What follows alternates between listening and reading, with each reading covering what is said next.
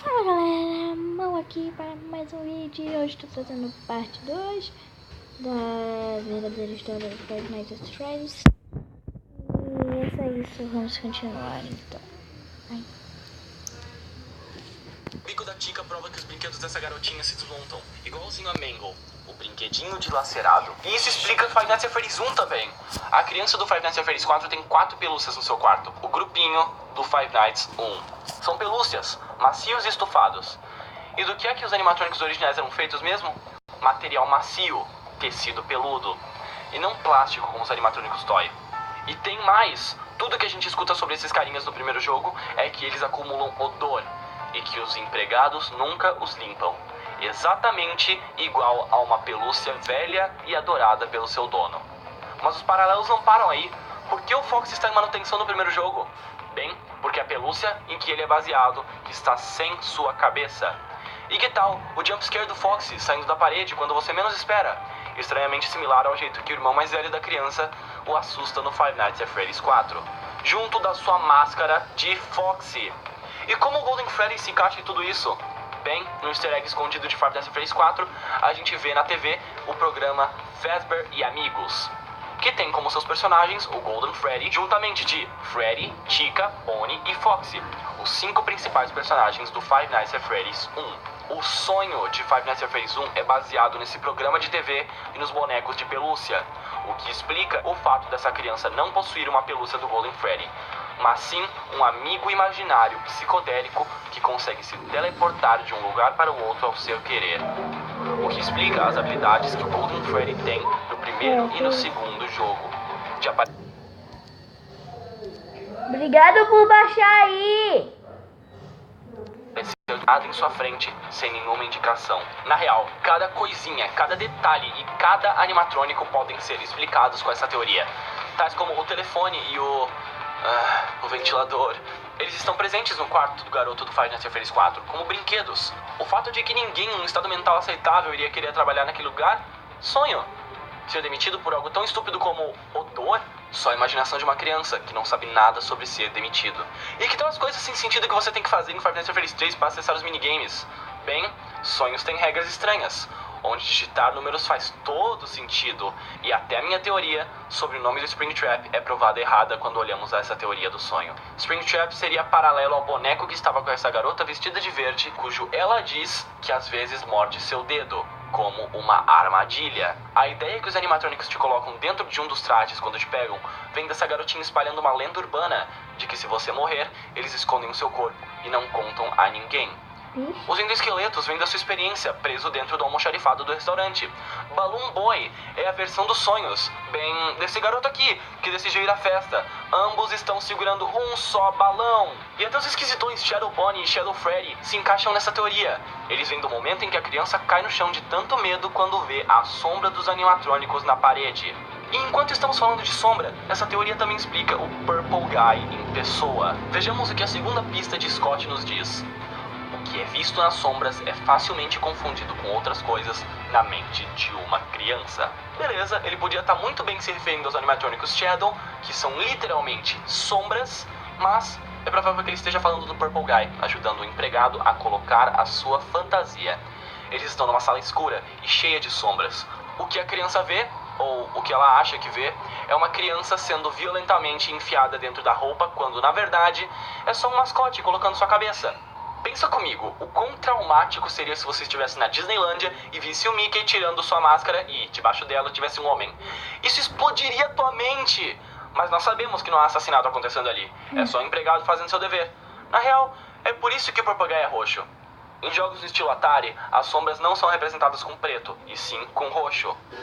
Isso explica por que as sombras que os animatrônicos fazem na parede quando estavam no palco, e até mesmo o Purple Guy tem uma cor tão extravagante. Agora, você está confuso? Eu também estava. Claramente, essa teoria nos dá respostas que estávamos procurando há um tempão. E ainda por cima, respostas que fazem sentido. Mas mesmo assim, parecia que uma peça do quebra-cabeça estava faltando. Uma só coisinha que estava me incomodando. E essa coisinha era que tudo isso parecia uma resposta conveniente, mas não uma resposta intencional. Não parecia como algo que Scott havia planejado desde o começo. Tudo que eu precisava era daquele detalhezinho que ia juntar todas as peças. Mas então, enquanto eu escrevia esse script, eu finalmente entendi. A última peça do quebra-cabeças. A única evidência que ninguém pode negar e que, ao meu conhecimento, ninguém citou nesses meses todos de teorias. O detalhe que me convenceu de que essa teoria tem que ser verdade. Logo. Vocês estão prontos? Estão prontos para verem seu mundo virar de cabeça para baixo? Ouça o som que você escuta no final de todas as noites dos primeiros 3 jogos.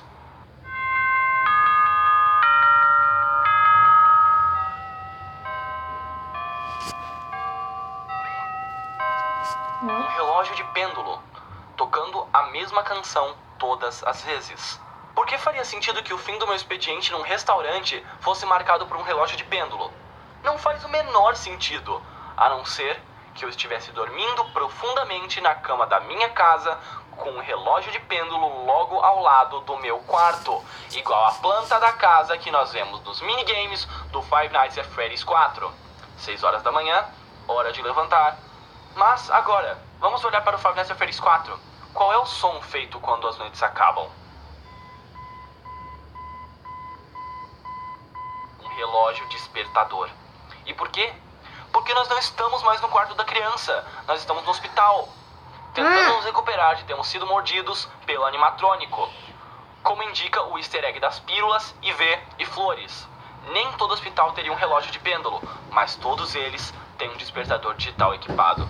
Isso pra mim era a peça que faltava no quebra-cabeças. A evidência que levou essa teoria de uma explicação conveniente para um monte de coisas que aconteciam no jogo para a prova definitiva de que isso era o que o Scott queria desde o começo. Meu coração tá batendo forte agora mesmo. Eu mal posso esperar para compartilhar isso com vocês. Eu me sinto como se eu tivesse encontrado a Pedra Roseta, o detalhe que nos ajuda a concluir esse mistério gigantesco que a gente estava tentando resolver. Mas mesmo assim, algo parece estar errado. É gratificante, mas ao mesmo tempo decepcionante. Você lembra do que eu disse no início do episódio? Parece só um álibi, certo? Só uma desculpa clichê para fazer todas as coisas sem sentido fazerem sentido em uma história. Quantos de vocês concordaram com aquilo? Se você é honesto consigo mesmo, aposto que muito de vocês. Não existem muitas teorias que são resolvidas com sonhos por aí justamente por isso.